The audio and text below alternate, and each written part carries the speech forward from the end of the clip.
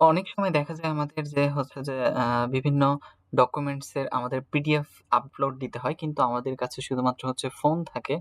So এবং এটা দেখা যায় যে কম্পিউটারের দোকানে গিয়ে স্ক্যানিং করে আপলোড দিতে হয়। তো সেক্ষেত্রে হচ্ছে অনেক টাকা-পয়সা যায়। তো এর জন্য আমরা হচ্ছে এটা ফোন থেকে জিনিসটা করতে পারি। তো আমরা হচ্ছে ফোন থেকে ১ম এ ছবিটা তুলে নিয়ে এরপর হচ্ছে আমরা Chrome এ গিয়ে আমরা জাস্ট লিখব ilovepdf.com। তো হচ্ছে যে আমাদের একটা ওয়েবসাইট আসবে।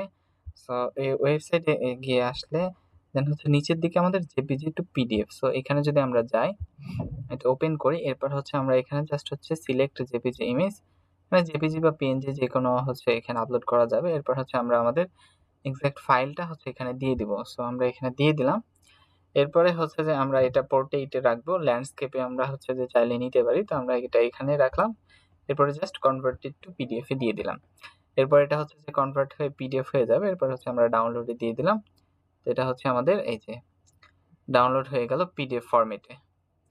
তো এই ওয়েবসাইটের একটা হচ্ছে সুবিধা যে সেটা হচ্ছে যে আমরা এইখানে এই ওয়েবসাইটটার মাধ্যমে আমরা হচ্ছে কোনো প্রকার লগইন ছাড়াই কিন্তু এই কাজটা করতে পারবো। এই যে আমাদের এটা পিডিএফ হয়ে গেছে। সো এইটা আমরা হচ্ছে এই ডকুমেন্টসটা এখন আমরা যেকোনো জায়গায় ইউজ করতে পারবো।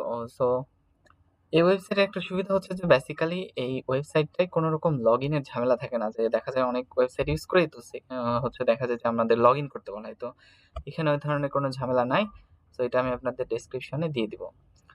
So that's all from today. Thank you.